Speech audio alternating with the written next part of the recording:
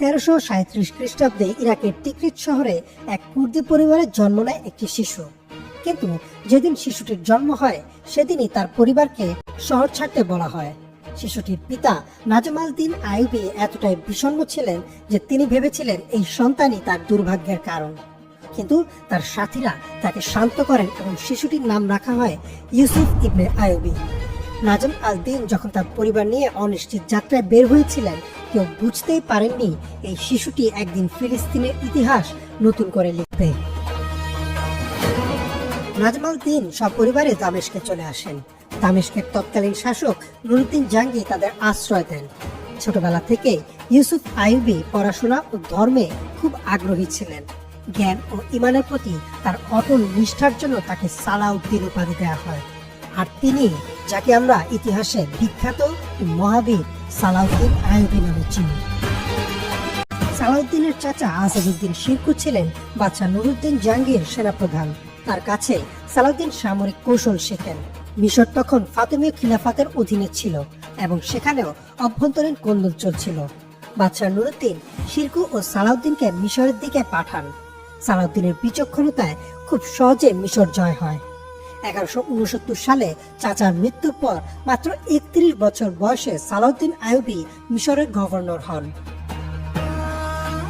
বাদশাহ নুরউদ্দিন ফিলিস্তিন জয়ের স্বপ্ন দেখতেন, কিন্তু যুদ্ধের আগেই তিনি ইন্তেকাল করেন।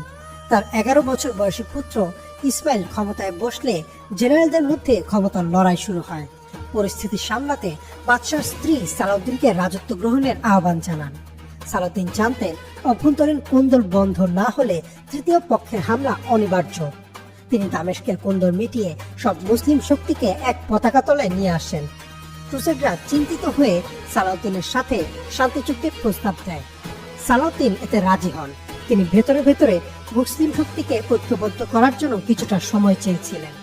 তিনি দীর্ঘ সময় অপেক্ষা করেন একটি উপযুক্ত সুযোগের জন্য। শান্তি চুক্তি চলাকালীন ক্রুসেডার নেতা রেনল্ড অফ চার্টিন হজ কাফেলার উপর হামলা চালিয়ে লুণ্ঠন করেন এবং মদিনায় রাসূল সাল্লাল্লাহু আলাইহি ওয়াসাল্লামের রওজা মোবারককে আক্রমণের হুমকি দেন। সালাউদ্দিন ক্ষিপ্ত হয়ে রেনল্ডকে চিঠি লিখে বন্দীদের ছেড়ে দিতে বলেন। রেনল্ড জবাবে উদ্ধতভাবে বলেন, tell Muhammad to come and rescue them. Salahuddin প্রতিজ্ঞা করেন তিনি নিজ হাতে রেনল্ডকে শাস্তি দেবেন। এটাই ছিল মহাযুদ্ধের চূড়ান্ত উস্কানি। সালাউদ্দিন বুদ্ধির খেলায় মেতে ওঠেন। তিনি প্রথমে তবারিয়া শহর আক্রমণ করে সেই অঞ্চলের পানির একমাত্র উৎস লেক অফ তবারিয়া দখল করেন। ক্রুসেডার রাজা গায়া ফ্লুসিগনান বিশাল বাহিনী নিয়ে তবারিয়া উদ্ধারে রওনা দেন। এটাই ছিল সালাউদ্দিনের পাতা ফাঁদ। সালাউদ্দিন আগে সব কুয়া পাথর দিয়ে ভরাট বা বিষাক্ত করে দেন। মরুভূমির তপ্ত বালুর উপর দিয়ে ভারী বর্ণ পরে 20 কিলোমিটার হাঁটা ক্রুসেডারদের জন্য দুঃসহ হয়ে ওঠে। যুদ্ধের আগের রাতে সালাউদ্দিন ক্রুসেডারদের তাঁবুর চারপাশে শুকনো ঘাসে আগুন ধরিয়ে দেন। উত্তপ্ত ও ধোঁয়ায় তাদের তৃষ্ণা শতগুণ বেড়ে যায়। 4 জুলাই সকালে যখন যুদ্ধ শুরু হয়, তৃষ্ণার্ত ও দুর্বল ক্রুসেডাররা ঠিকমতো অস্ত্র চালাতে পারছিল না।